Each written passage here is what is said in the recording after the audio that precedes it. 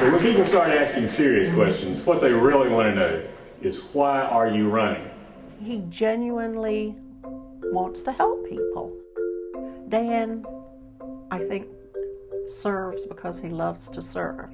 He's not a politician who worries about $1,000 suits and fancy clothes, and he wears his running shoes everywhere because they're comfortable. So, I mean, he's a natural person instead of a political cartoon. Well, I mean, it's so easy to be cynical about politics because it's packaged so tightly. You never get a chance to know the people. And the problem is, when people are cynical, they think that their vote doesn't matter. And so then they don't go out and exercise this privilege we have. And we get stuck with losers. And so when you find somebody like Dan who's running, it helps to take the cynicism out of politics.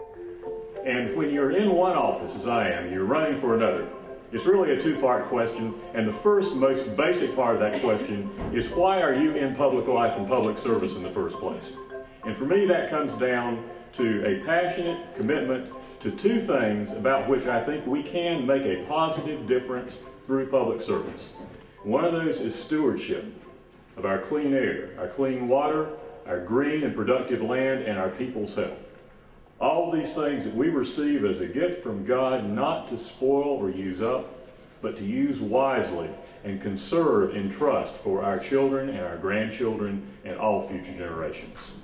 The other thing about which I'm particularly passionate is equal opportunity. Equal opportunity to education, to a good job, to housing, to health care. Equal opportunity for everyone regardless of where you start in life.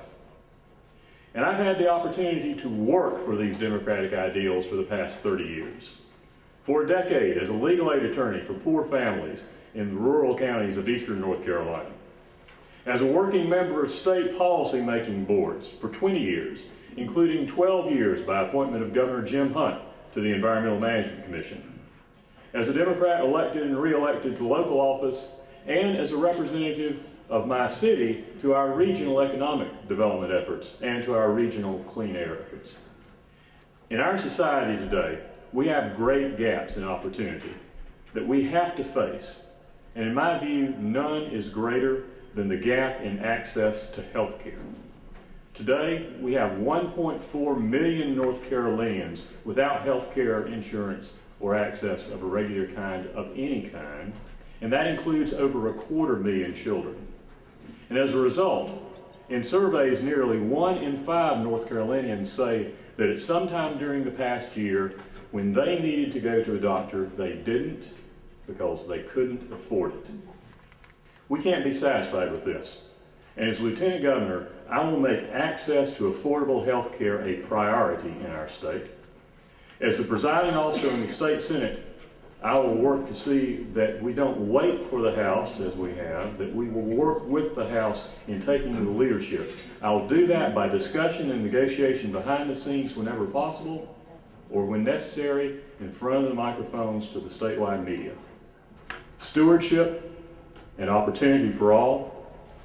The keys to making these a reality are commitment and experience.